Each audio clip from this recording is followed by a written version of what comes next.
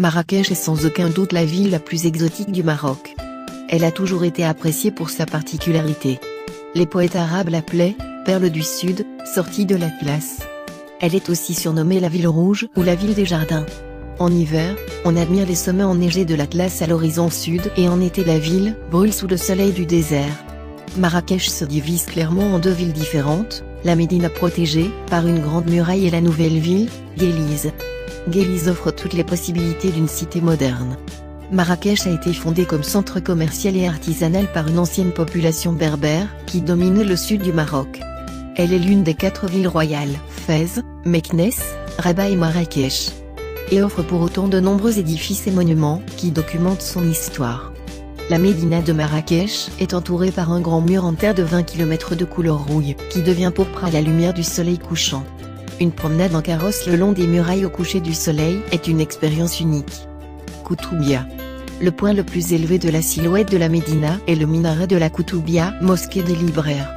Le minaret est considéré avec ses 77 mètres de hauteur comme un exemple pour la construction de mosquées en raison de ses parfaites proportions.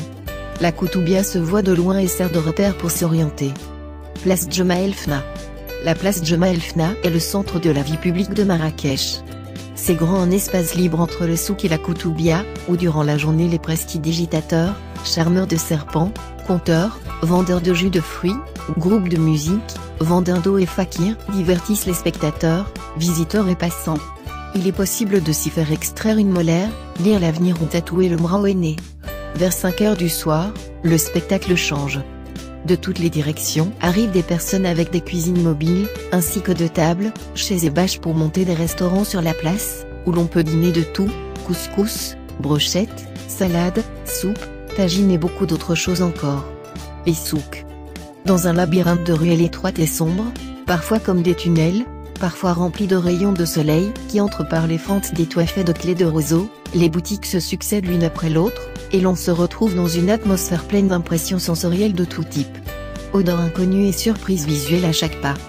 Dans un premier temps, tout paraît chaotique et désordonné, mais avec le temps on peut observer que le souk est divisé en différentes sections, alimentation, tissus, cuir, bois, ferronnerie, etc. Et de nombreuses occasions outre la boutique apparaissent les ateliers respectifs. On peut admirer comment se décore une boîte en bois avec un travail de marqueterie, ou un ferronnier donnant forme à une grille, ou à un artisan qui cousant un sac en cuir. Il n'est pas difficile dans cette ambiance de se retrouver en train d'évoquer des temps passés. La Menara.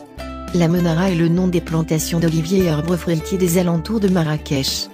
Les plantations sont arrosées avec l'eau d'un réservoir gigantesque, qui a l'apparence pittoresque d'un lac dans le paysage. Les jardins de la Menara existaient déjà au XIIe siècle, et furent agrandis au Xe siècle.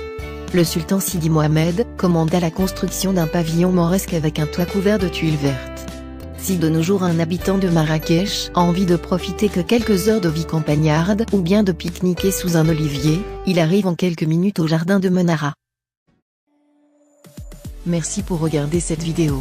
N'oublie pas de faire abonner la chaîne pour voir les nouveaux vidéos.